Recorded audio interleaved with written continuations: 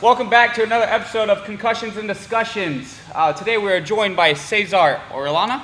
Is that right? Yes, sir. Perfect. So we're just going to chop it up as always. It's been a couple weeks. I've been busy. Milan's been busy. We've been super busy, and not a lot of time to do the podcast. However, plenty of time for concussions, right? and sparring. But we are back. Just not discussions, yeah. Mm-hmm. We have Cesar here, coming off, unfortunately, off a loss for title bout amateur for Dynasty in Omaha against a very tough wrestler. And I mean, despite that, it's been a pretty good year, and he's been competing pretty well. This one didn't go his way, but we'll have you tell us a little bit more. How did you feel in that fight? I mean, to be honest with you, that whole fight, it wasn't that great. The experience wasn't too great. I didn't feel 100%. I mean, you don't usually go into fights feeling complete, you know. You always have something minor. But that fight, I just felt off, you know. For one thing, I didn't sleep that great. They had a party downstairs until like 3, 4 in the morning. Yeah, that's crazy. I didn't eat the best dinner. The restaurant wasn't that great, so stomach was hurting most of the night. But, I mean, I still pushed through. I had to work out with Brock in the morning. I felt great. I mean, all the way up to the fight, I think it was just whatever I ate caught up to me later on. For sure. And again, he was a tough opponent. Like, Yeah.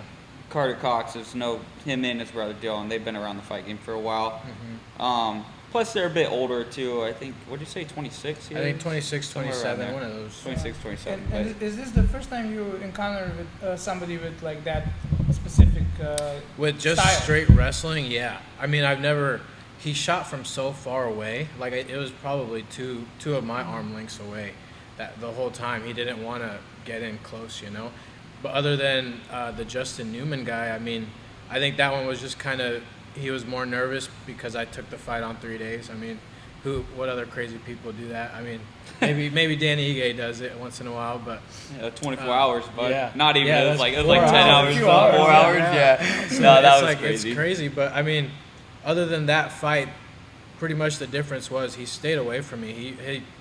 His game plan was perfect, pretty much. Yeah, and he was able to get in deep on his shots when he did. Like he timed And them that's pretty what well. I came in the next week after, and P was like, "Oh, you got to work on getting on your knee, shooting on your knee." And then I was kind of talking to Luis too, and I was like, "What do you see in that level? Like, this is still amateurs. He probably could move up too. Carter could potentially move up soon, but Like turn pro. yeah. Oh, for sure. I'd imagine he's looking for it. Yeah. If not now, soon. soon, yeah. I mean, I think the, so. the, soon. the reality of the situation now is that, I mean, you have you won the title for For ACL, ACL, yeah. and you know you're fighting top of the food chain when it comes to amateurs.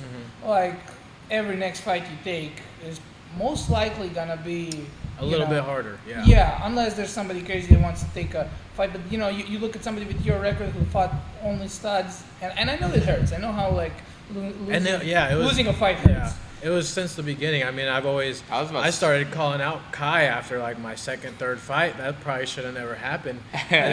So it was those little details that I know. I mean, the experience was great. I grew fast after those fights that I took. But I mean, But as far as amateur, you know, the tougher the better, I guess. Yeah. You know, I had a five round title fight in Chicago as an amateur, lost split decision. That one, I mean, like, yeah, if you lose and it's like a unanimous, guy was better, fine. If it's that close and you're like, man, I could have done this better, I could have done that better, like it haunts you a little bit. You know? And but it's not like I didn't amateur, lose too so bad. I mean, no. I got out wrestled. Yeah, Yeah. I could definitely work on my wrestling a little bit. Probably getting up a little more urgency when I was getting taken down would have helped. But like just full on wrestling, I felt I was disappointed in myself because of that, the performance. And I mean, it happens, you know, but we'll be back in the gym working on it. Yeah. Mikey, what did you see in that fight? Carter Being in his corner. Yeah, I mean, Carter just had really good position. Like, he wasn't doing much damage or anything like that. But he went out there and he was able to get in deep on his takedowns. And once he got you down, he didn't really give up position to land strikes or anything like that. So it's really hard to move when you got a guy who is positionally sound. Yeah. So at that point, it's like, okay, I just can't let him get to these, strong side mount positions. Like collecting the legs. He was really good at collecting the legs fast. Really low And risk, so not giving up anything, not giving you space. Because, I mean, you felt pretty good in the gym. Anytime you do give up space, you use it and you do well. Yeah, you're back up. But he just didn't allow that to happen. I noticed when he walked into the cage and I looked at his build, and I'm like, he has that classic wrestler build for with sure. Shorter legs, the lower center of gravity. Yeah. And he looked in there like he was entering a wrestling match, just like how he was standing. Nothing in him. And you're a decorated striker. I mean, the fight against Newman showed that, like, you were throwing kicks from all angles. Yeah. Opposite question mark kicks, whatever you want to call that. But it was a tough 5-round fight, and unanimous decision for sure. Right? Yeah. So I think really like from that fight, the learning aspect of it wasn't necessarily like even more so having more urgency getting up from bottom because he wasn't giving you opportunities to do that. Yeah. It'd be more so have more urgency, not letting him take you down. Yeah. Like not, like making sure you're and it was just really awkward. I mean, the only time I see that kind of shooting style is when some like D1, D3 wrestler hops in here, and I'm like, oh shit. He got really underneath you, and was able to lock his hands. His level good and penetrated.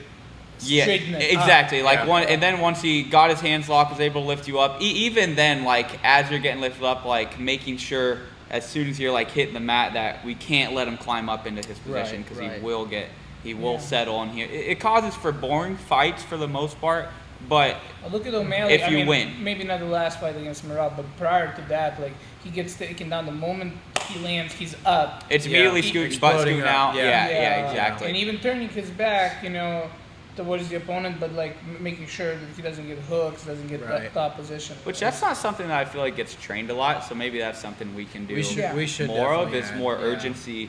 Once you get taken down, I see a lot of guys accept that they got taken down. Because I feel like in here, I mean, obviously we don't want to hurt anybody in here, so people kind of tend to slow down on the taking the shot and going in for deep shots. You know what I mean? Sure. They don't want to pick up somebody and accidentally slam them. Like I did it to Eric the other day. I just got a nice, it was perfect, right deep, and picked him up, slammed him, but I let go of him right away because I felt bad. I just felt like it doesn't happen that often. A big thing with that, like me coming from a Greco background, is like you gotta train it, because like we would literally like come in front of you, grab you, 5-point throw straight to your back, and when you're a kid and somebody throws you like that a few times just in practice, and you're like, oh my god, like this is awful. Yeah. Right?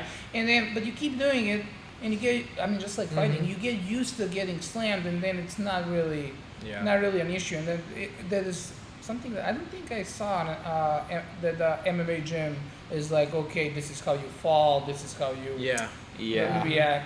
Like what we really train is just, if you get picked up and slammed, try not to stick your hand out, whatever. Try to roll on your elbow, but they don't tell you about how to bounce up, and stuff like that. Get away from that position. Yeah, I think when it comes like stuff like that, like depends who you're going with. Like Eric's a dog. Yeah, he'll be just fine. You could probably slam him and there's a fine line. Like I don't think slam and try to drop him on their dome piece, but like.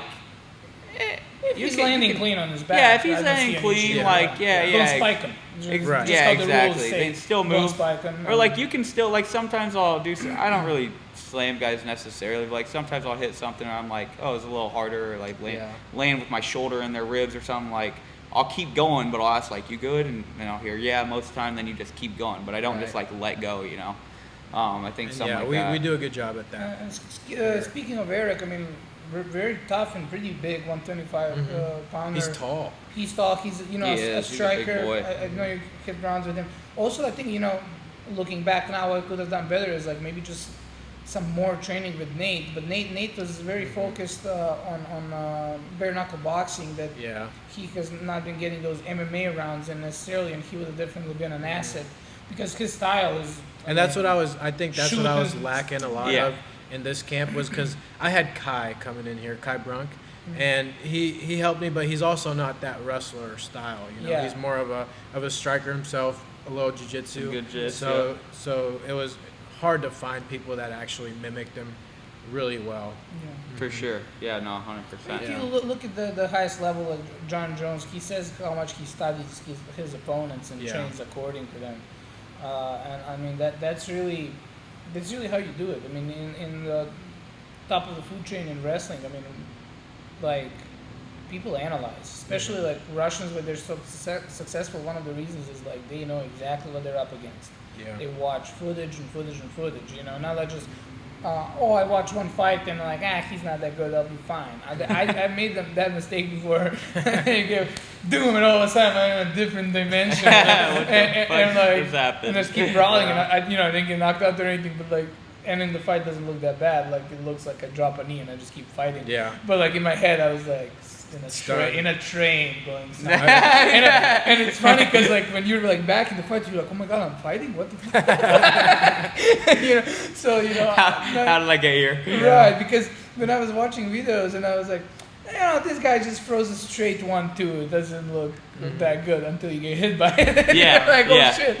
But sometimes the unorthodox guys are the ones that really Yeah. like the unorthodox strikes. Like, what the fuck? Like, did I just get hit with? Right? Yeah. Yeah. I remember there was a guy. I don't remember what. I think the gym's called like Pack or something like that, where Thomas Blackerby and a lot of those guys train at. Anyways, I went out there one time. I was for a seminar with Luke Lisi actually, but they did some sparring rounds after, and I went with this one kid, and not technically not technical at all, at least from what I'd say from a technical perspective, right? But super awkward and would land the weirdest strikes. I remember sparring with him, like, he'd land stuff, I'm like, that was the ugliest fucking thing ever. But I mean, Duplessis But it landed. is Yeah. one of a good example of that. Duplessis. Make it ugly but effective. And it's Man. not just in his striking; it's all Everything. areas. Everything, you're exactly right. He's the man to do it. I hate watching him fight 'cause it's 'Cause he's so so ugly, goofy. Yeah. so goofy, and I really like technique and technical strikers, fighters, whatever. But he And- gets the job done every time. Oh man, you it's so can't weird. knock it. I mean, Right. any world champ can't knock, Yeah. so it's crazy. But Well, yeah, that's tell us a little bit about what do you have coming up, and a little bit about your opponent. As yeah. well. And I know we mentioned this a little bit last time, but I've watched a little bit more tape on him and whatnot. So yeah, August 9th, so 3 weeks at the Horizon Event Center. I'm fighting Kendall Whited or Whitted. I don't know exactly how it's pronounced. He's an athlete. He's 26 years old, I believe, and he looks really strong and fast.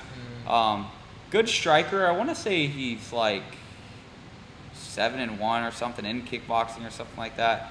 He's 1-0 as a pro in MMA. He's 1-0 in pro Muay Thai. Then he also has a state wrestling background that I see on his Facebook. That's a pretty good resume. Yeah, good resume. But that just, honestly, I like fighting guys that actually have good resumes, believe it or not. Makes you look better. Makes me look better. Yeah. Yeah, exactly. Like, I want to go in there and I feel really good. I want to go in there and like just show that I'm better all around, right? Yeah. Is ideal. But I do think he's tough, and I think it's no easy fight by no means. 'Cause like I said, he's athletic. He's really, his striking, technical, but still seems like he relies on his athleticism to get away with a lot of Yeah. stuff. I mean, I would too. Oh, for sure, Yeah, I mean, for sure. I was never the athletic cat, so I always had to be technical. Now that I'm actually starting to feel more athletic, it's like, oh shit, I got the technique and I'm And more you're athletic. bringing to the aging table what too, you so have, you're you know? getting the grown man muscle. Yeah, exactly. Yeah. I'm starting to age, get more strength on me and whatnot. I feel really strong. So yeah, I do think he's tough and a good fighter. I'm really confident in where I'm at with my fighting. That I feel like I may be cocky. And but you I look feel- great. Yeah, You- yeah. I feel on don't- top I of the don't world. think since I've moved over to Purcell's, I don't think I've seen you or have a bad camp. Like you Yeah. always look strong. You always very look professional. healthy. Yeah, professional. Yeah, no, I appreciate. I try to be, and that's it too. Like whenever people ask how you feel, I'm like, well, I'm injury free, so I feel great. Like that's really all you can ask for at this point. Right. It's like, What would really be, and I want you to be bold here. How do you see this fight going? I did this in my self interview. You remember? Did you see that? Anyways, how I see the fight going, honestly, again, I think he's tough. I do think I can finish him, whether that be in the first, second, or third. I think he'll be good and strong. I think the first round he'll be able to dog it out. But I think I'll probably get a finish in the second or third. And I'm when gonna the say cardio kicks in a little bit, that you'll just drown him when it gets probably to the drown ground, him. I mean, I think for people to keep up, like technically wise, again, they will start to use their athleticism, so they start to use more energy and exert themselves a little bit more. So at that point, like if he's exerting himself a lot in the first round, that's fine. I mean, obviously my cardio is really good. I'm good for the whole 3 rounds. So I could see him starting to slow down a little bit in the second, and I could find maybe a TKO, whether I get him down and get a TKO there, or he gives up a submission, or I catch him on the feet. Let's just say I don't have a set plan, to be honest. Like I feel good wherever this fight wants to go. Like my striking's been feeling good, my grappling's been feeling good. So I plan on getting a finish. If it doesn't come, it's fine. I'm ready for the 3 rounds, but I would like to get another finish. Dana likes finishes, so I want to keep racking up the finishes on my resume. Speaking of 3 rounds, I mean, we had Brock Hammer fight UFC vet, and the UFC vet that, is out of the UFC because of the gambling scheme, not because that he doesn't have quality. We saw that he has quality. Brock took that fight. What was Brock, 4-0 before that? Yeah. 3-0 before that. He's 4-0 now. Taking a fight against a veteran, probably in his prime, I would say, that's, that has that many fights. It was a really bold move by Brock, and I really want to get shout out to him. I really want to get him. Yeah, I really want him to get in the podcast and one of these years. Yeah, man, one of these years.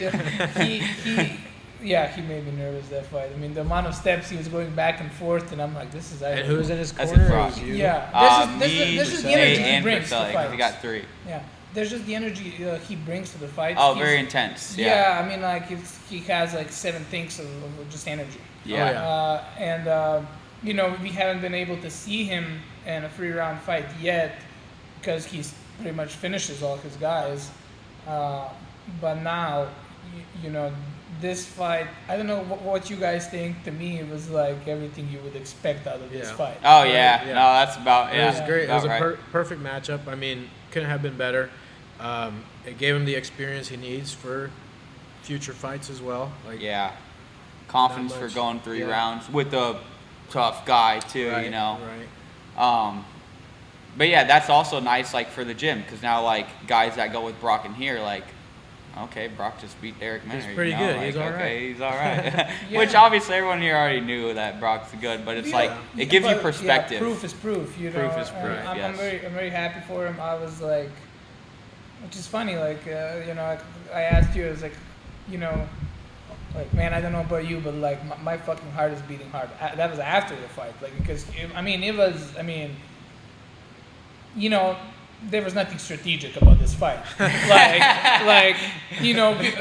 Me, if I'm fighting somebody like Minner or Miner or whatever, I know he has good guillotines. I know he has good calf kicks, and that's exactly what I am staying away from. Right? Yeah. I'm gonna implement. Yeah. But it's almost like Brock went into all those. First round, free guillotine attempts, survives them all, keeps scrambling, and I'm like, oh my god, man! It's like knocked like 2 months off of my life just while watching it. And he's a dog. I mean, it was a split decision, and third round was very close. And last 20 seconds, like Miner was on top, landing ground and pound punches, and they were both exhausted, right? And then Brock just pulls some athletic stunt or something, and reverses him. I don't know what technique that was, but it was just like hard. Well, it And seems like he practices finishes on a lot top, of those yeah. things in here. Yeah, he he does secretly. He'll pull out some shit out of his ass, and Yeah, it's just like, it's- what the heck was that, bro? Yeah. Funny. It's funny. Again, with his athleticism. You hit him on sparring, and then you're like, it's about to get wild. Every Right. time. Yeah. No, but man, yeah. I mean, Brock is an absolute athlete, dude. Like, it don't get much better than that for an athlete. Fucking hell. Legend says he was just flowing with Minor. And when I say that, for when I was watching, it's like, Brock was like, they're just gonna do some flow, okay? And then for the first 30 seconds, 45 seconds, it's flow. And then you end up the round exhausted after like 15 scrambles. So it's like, yeah. He operates on a higher pace for sure, Yeah. for sure. But Happens all the time. yeah, but again, I mean, it works for him, dude. Like, you can't. Just Minor just couldn't flow with him. Oh man, yeah. He couldn't keep up. Yeah. All right, well, new topic. You were supposed to fight. We got to cover it at least. Damn. Yeah, we gotta cover it. I've been, pretty upset for the last week. I was supposed to fight Jared Medley for I could tell. True Rev. See it in your face. The sad boy days. No, but honestly, like, whenever I'm in the gym, whatever, I'm always joking around. But at the end of the day, I'm professional, and I got home, and at some point of the day, emotions do hit me, and I'm like, not to swear here, but like, I was really working hard for this fight, training twice a day, low calories, on a weight cut, and then I just got staph. And honestly, first time I got staph, not first time in my life, but when I got staph this time was like June 20th.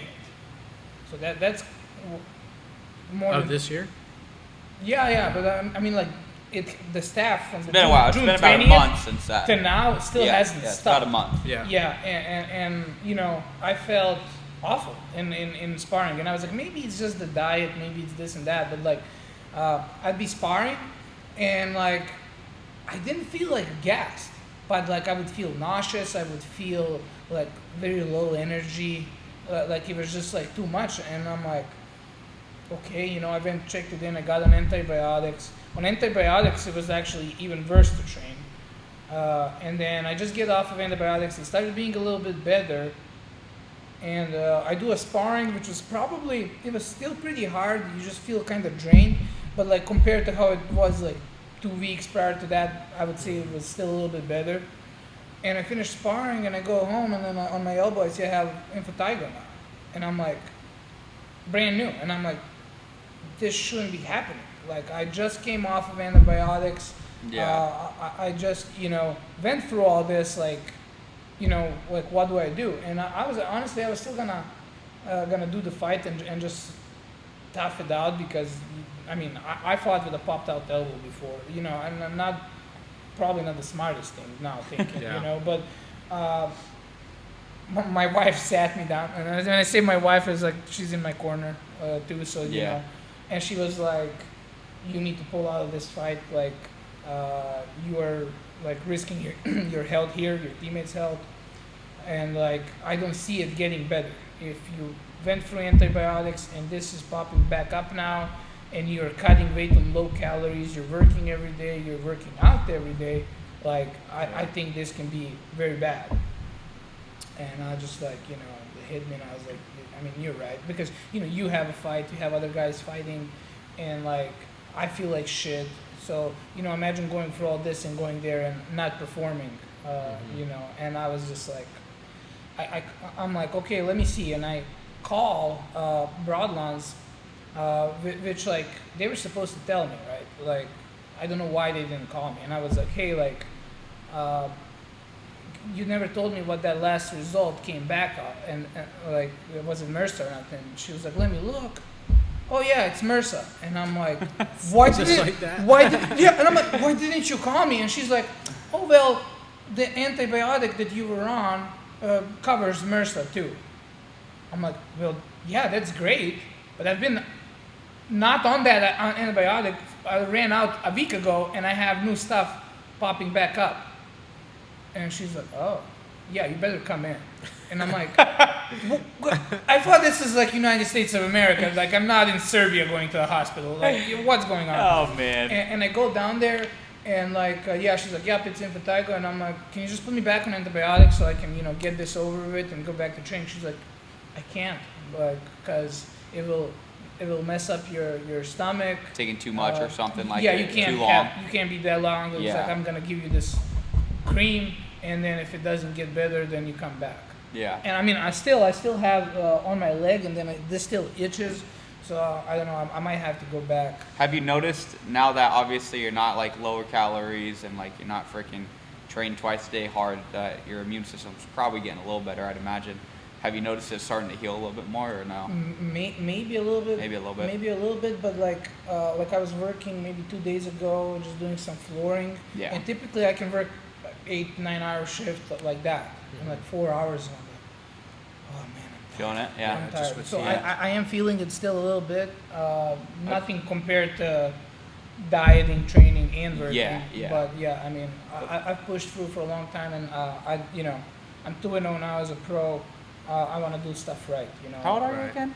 28? 29, yeah. 29. I'm 29, so We're I do all want to still get 3 fights this year. I wanted one beginning of the year, which I did, mid-year, and then end of the year.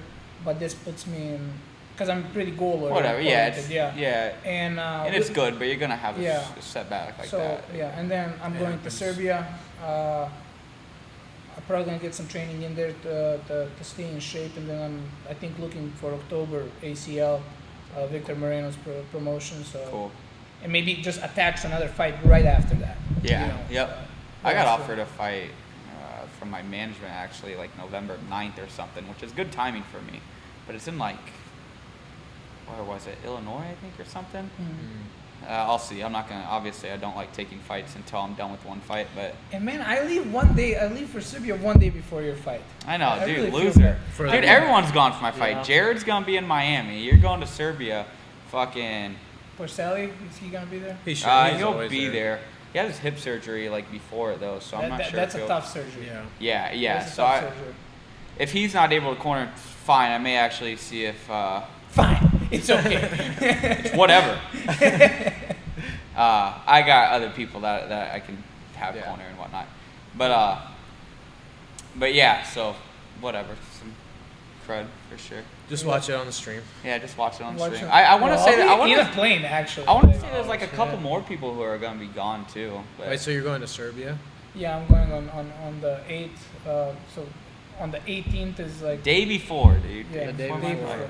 He planned Look, this. he He planned planned it it. on You can purpose. reach One day. out to my Oh, he planned it. you can reach out to my management, which is basically just my wife. I'm gonna say Jess. yeah. She's the one that booked the tickets. I'm gonna reach out. Yeah. I got some words to tell her. Reschedule yeah, a it's little like, bit. this is unacceptable. It's unacceptable. He's staying. What is going on here, Jess? I would expect something like that from Nate. Maybe he just loves me. He'd start Kidding, texting the group Shout chat, out to Nate. Oh gosh. Oh, making man. a couple posts about Milan. Yeah. Man. Oh man, but this was a weird. So it's gonna be like a year since my dad died on the 18th next month. Yeah. Today is actually 11 months exactly. Mm. So that's gonna be also like that. It's not gonna feel like a vacation that Yeah. much, For sure. But- Is that what you're going to Serbia for? Just for a vacation? Yeah. Cool. Yeah, I mean, it's like a thing. Like you give a year since he died, the priest comes out. Oh family yeah. gets yeah. together. Cool. So And- kind of pay respects, do prayers, stuff Yeah. like that. How long are you gonna be there again? I'm gonna be from the 8th to pretty much the end of that month, most okay. likely. I don't have return tickets yet, so I might stay forever. You guys can talk. I'm just gonna check this. Just Yeah, move go on. ahead. Yeah. Yeah, we're good. I just want to make sure that my storage isn't full to where it stops the video or anything. Oh, I made yeah. sure I deleted some stuff Yeah, I mean, before. for a tech guy, man. I'm always making failed us a videos. few Dude, I'm times. always making videos Might just need nowadays. to get another phone. I know, yeah. What is it, Kevin Gates? Yeah. 2 phones. I got 2 phones, one for the podcast and one for the host. So, kidding. Cesar, what is next for you? I don't know. I mean, a wise man told me not to let my emotions dictate my options and Who's the what I wise do man? next. Mikey Boylan. No, I'm just kidding. This guy right here at the table, Milan, he told me that, and I've been thinking about that heavy. I mean, like I said, I've been pretty disappointed. I came back in, I got injured. Right now I'm injured in the right shoulder, so I'm out for another couple weeks, who knows, until I could get that MRI done. But setbacks just are disappointing. You don't want them to happen, but they happen. I've talked to you guys about it a lot off the podcast. I think I might just take the rest of the year. If I heal pretty quickly, I mean, by some miracle, I'll take something in like October, November. But I think the plan is to just finish off the year and go into a pro training camp next year. Yeah. So go ahead. Might be a good opportunity for you to work on your physical attributes. I mean, pretty much in wrestling, in like the old Olympic style, they call it. I don't know if I can translate this word, but basically you do it in stages. It's like, okay, now I'm just doing lifting and running. No training whatsoever. Yeah. Then you kind of fuse the two together. You obviously lower down the lifting, and then you're just focusing. Then you go into fight camp. It's a system that's been going on for a long time. The only thing that's hard for me is I can't gain weight. It's really hard for me to gain weight. Yeah. And two, I just hate to lift. I could run all day, I could do cardio all day, but lifting is where I'm just like, I hate being sore. Sorry, I don't know if I could cuss on here. No, you can cuss. Yeah. Fuck shit, but bitch, I don't know. Mikey, like, no, you can't. This is where I get out my cussing, actually. Yeah, but other than that, I mean, I know I need to start lifting a little more. I plan on getting a little heavier. I want to walk around like 150 maybe 155 if it's possible, but we'll see. Yeah, that's just it. Like, if you're really like looking to optimize your training stuff, sometimes you gotta do the stuff that you don't even like doing. Yeah. Because I'm kind of in the same boat where I don't like when I'm lifting, it makes my training feel so much more stiff and whatnot. So I'm not huge on lifting, but I'll still do it if I feel like I need to put on size. Now I don't need to put on any more size. In fact, I hope I stop putting on size because 55 just keeps getting harder and harder. Yeah. Honestly, the science behind the sport is like something. When I was, just still a Greco guy, is like I just do what my coach tells me. Yeah. But I have learned so much about the way about even the physical preparation.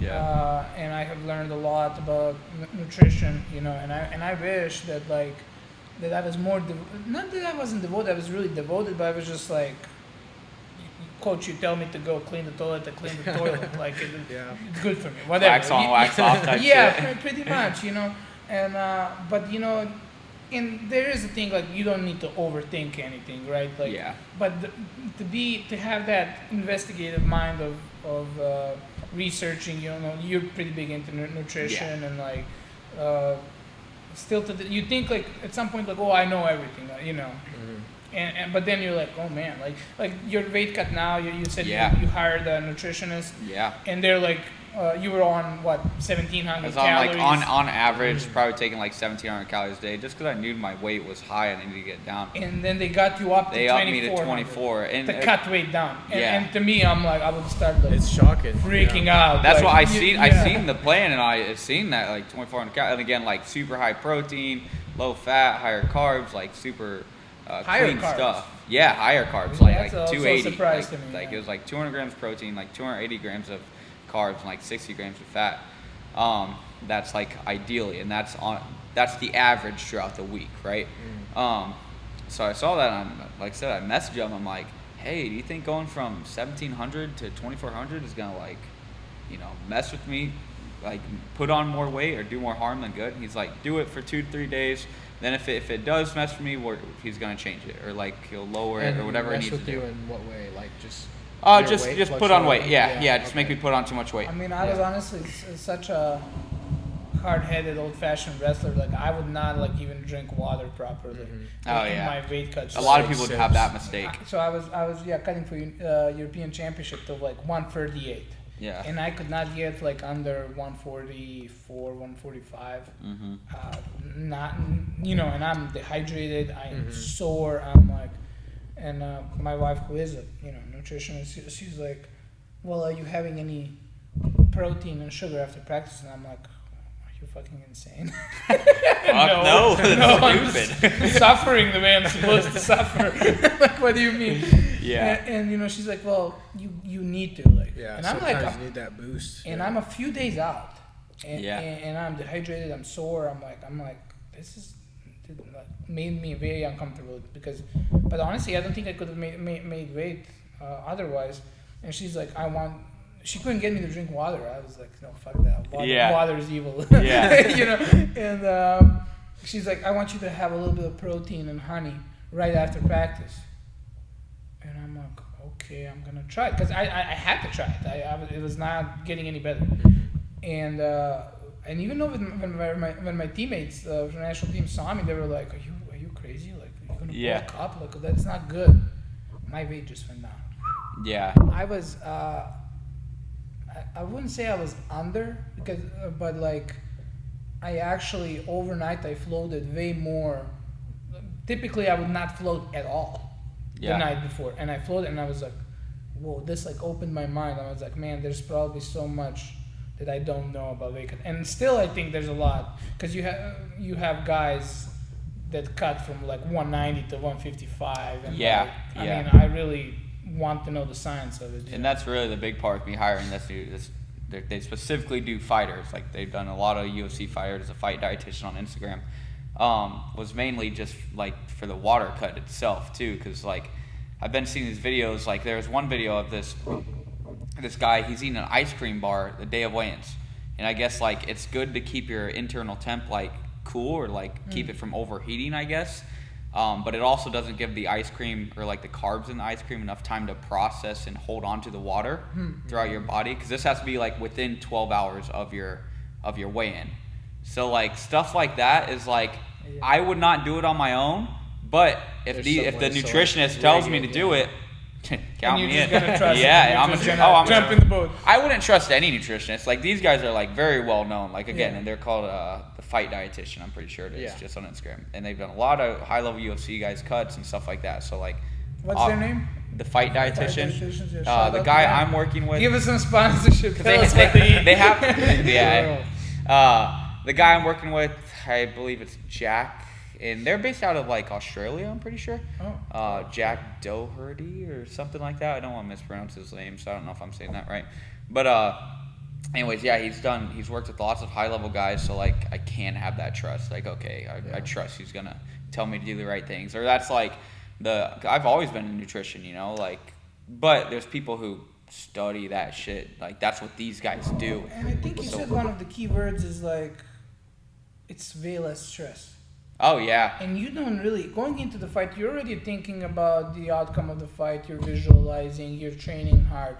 Honestly, it probably is going to feel good to have somebody do it for you, that you don't have to obsess and calculate. And you still calculate quite a bit, probably. Yeah. But like, not on your own, you're going to have some guidance. I don't have to worry about like, am I doing this right to where I'm going to miss the weight or make the weight? You know, I don't have to worry about that part. And I do a good job like managing my stress to where I try not to stress about it. But no matter how good you are at managing it, having someone else to do it for me is way less stressful, for sure. For sure.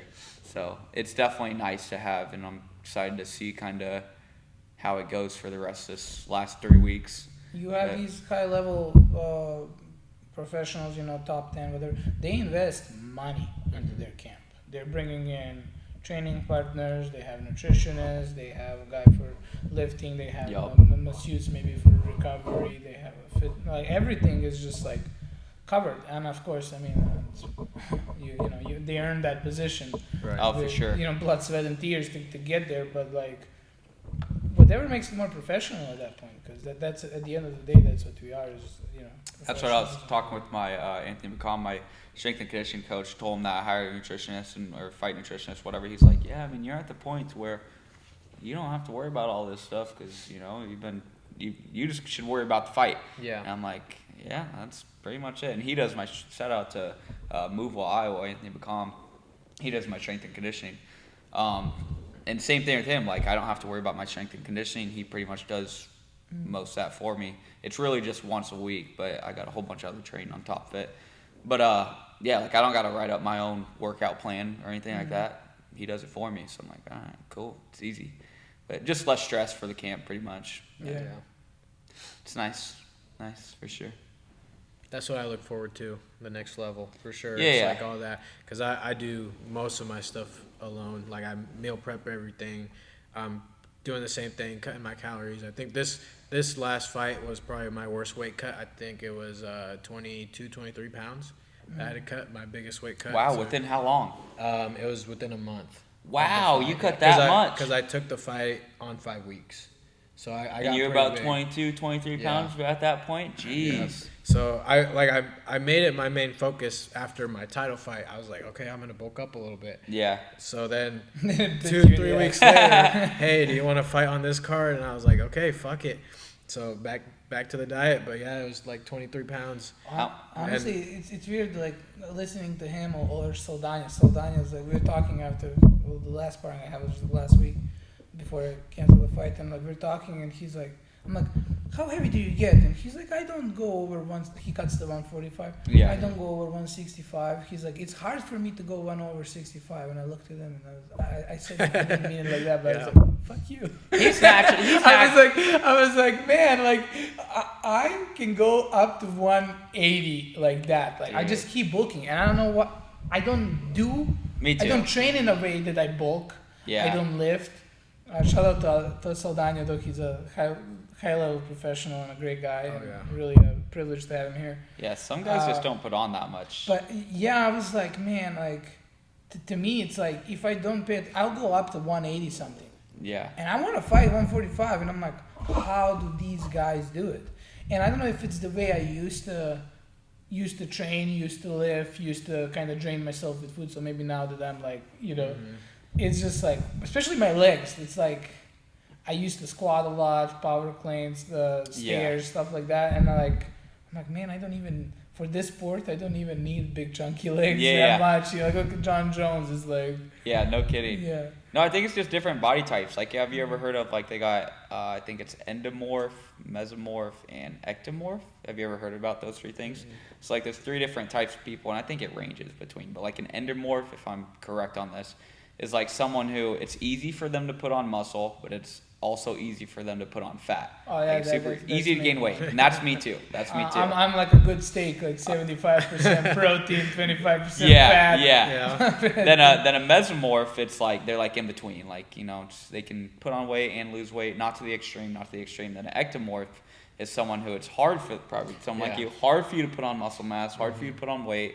but easy. Because I've done it all, yeah. Yeah, easy I've for you done to lose protein. weight. I've talked to guys like at GNC and all those places. Like I've sat there and had conversations with how can I make my weight go up, and it's just like it doesn't happen. I go through 2-3 buckets like in 6 months, and I'm just sitting at like 145, That's 150. insane. And that's the thing, like we think, and like in our minds, so me and Milan, because we've always been fat boys, like we put on weight easily, right? Big old endomorphs here.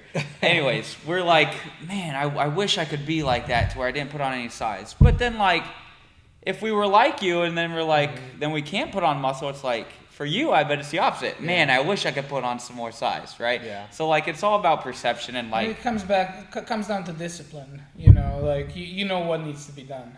Like you For know sure. exactly what you need to do to be the way you want to be. You probably. And for me, it's lifting. It's Like, it's I lifting, definitely high lift. protein, probably a lot of carbs as well, and it's like. And it doesn't feel good, and that's what the sport is. I mean, better be uncomfortable here than in the cage. You know? I mean, it can be somewhat uncomfortable in the cage regardless, but if you did everything right, which is also another topic, is like you have guys that do everything right. I think it was Ben Askren who was talking about this actually. This was before this staph infection, lung transplant happened, sad, but. and he was saying, very sad. But he was saying, like, there's athletes that just don't care that much. Like, they don't do everything right. They eat whatever. But then competition, they're ready. I think it was Ben. I think I've seen this. Yeah. And then you have guys that do everything right the entire camp, but if something, like maybe fight day goes wrong or not planned, Fucks with them. it messes with them. Yeah. So that's, I mean, that's a very fine balance right there. There's a fine balance. Yeah, 100%. You gotta care enough to make sure you're doing everything. You got a proper routine and whatnot, but then you can't care too much to where, like I said, something wrong happens. There's ought to be something in camp that isn't perfect, right? Yeah. To where it can't fuck with you mentally in Yeah. that aspect. So there definitely is a game with that part of the I of feel the like I've been fighting on too. both sides of that, you know. First time, like I remember this year back in wrestling, and like I had this tough season. I did everything right, and then we don't have seeding like you do here, so you can get number one guy right away, even Yeah. though you're number Yep. two, let's say. And me and this guy had this like blood sucking like wrestling match, and it was like 16-14, and he beats me. Yep. He's exhausted. He's supposed to. It was me or him who were supposed to win. He ends up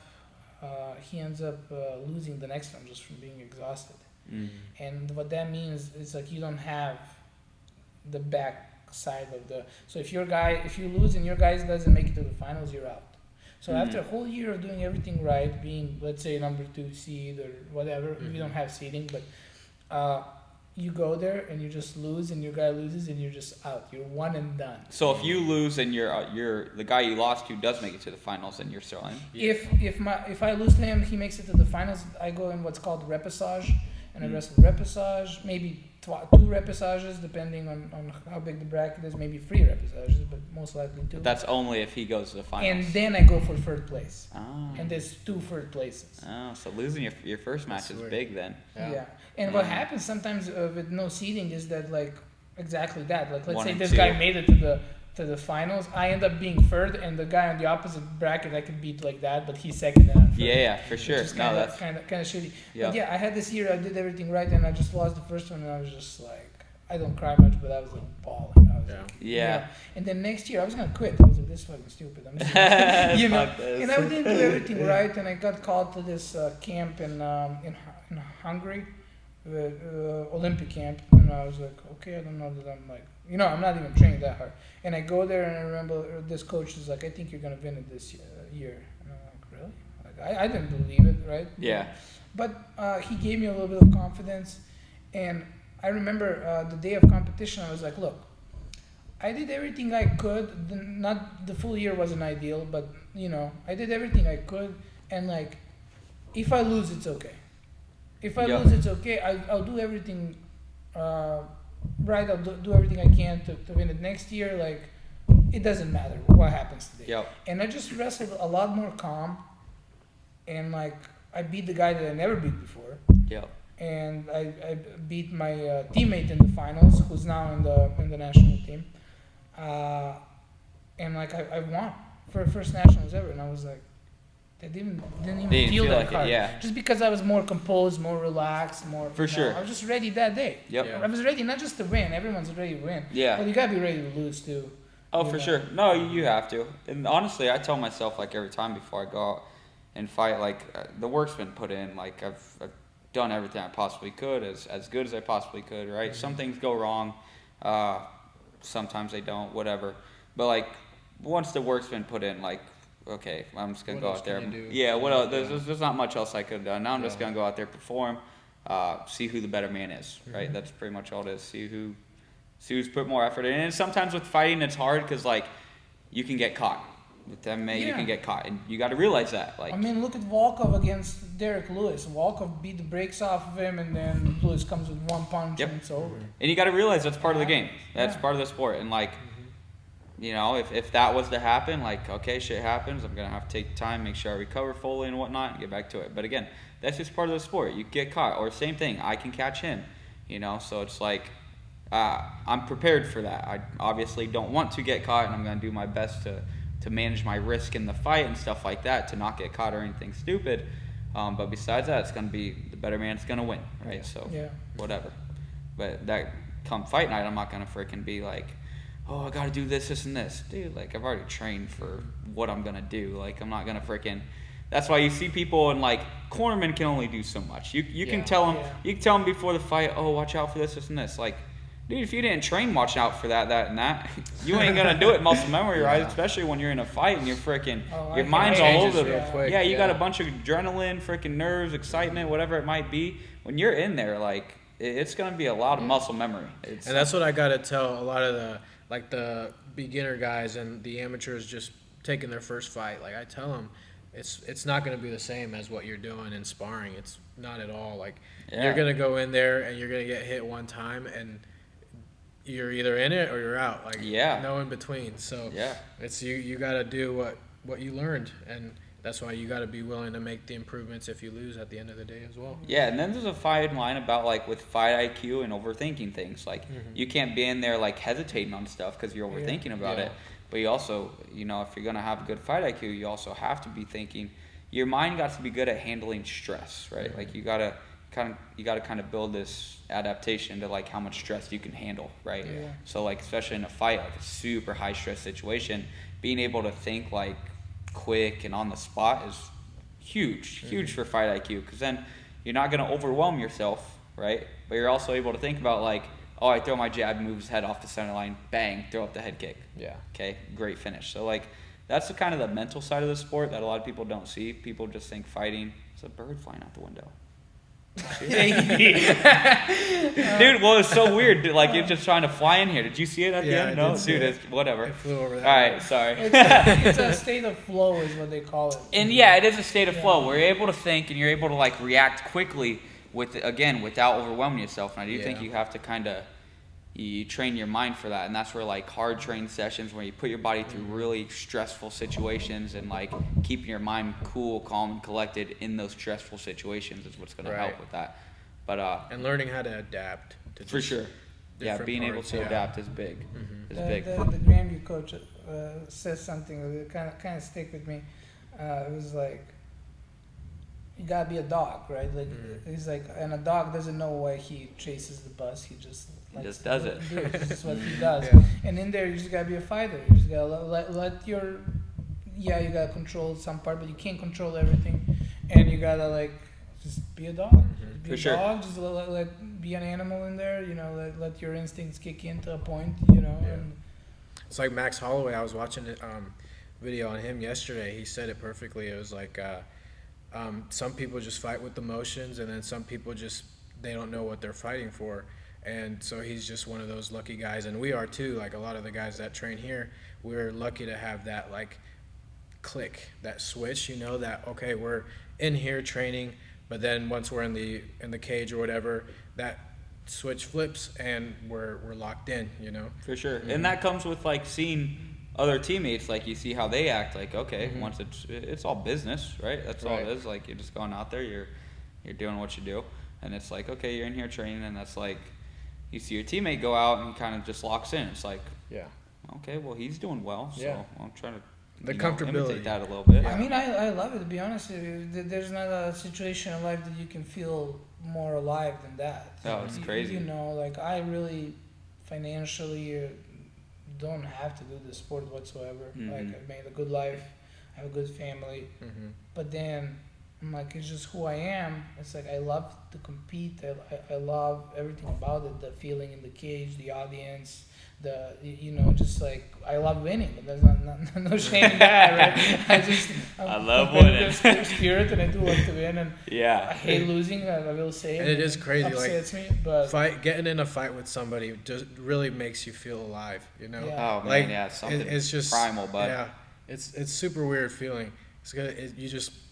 It's weird to say, like, we love to fight. We love to go in here and spar. We love to get takedowns on people. Like, we love everything about the sport, and it's like you said, primal. It's fun. It's just instinct, fun. It is fun. You gotta have the fun, because and you challenge yourself to a point, you know. But, like, imagine just, okay, you're good, you're training, you're doing everything right, you're fighting, but then when you're in there, you're just, like, freaked out, and it's like you said, it's stress only and nothing else. And then when you win or when you lose, you just, like, feel a sense of relief that it's over. And I'm like, well, that's kind of missing the point. You're not enjoying the moment. You're not having fun. Like, at that point, like, you gotta reevaluate and be like, why am I doing this? For sure. You know, because you gotta have that itch. You gotta have fun. You gotta love what you do. Yeah, you gotta have that spark for it. That's what I try to tell myself, and I have to remind myself this every now and then when I find myself getting like too stressed about it. Is like, you gotta. I mean, what's the point of doing something if you're not enjoying it, right? There's gonna be times where it's not gonna be enjoyable, or cutting weight. No one likes that. Like, you're not gonna have fun doing that. But I mean, like, overall, you shouldn't just be dwelling on it the whole time. You shouldn't be dreading every practice. You shouldn't be freaking, you know. And again, sometimes you will. And discipline has to come in there. You know, that'll happen.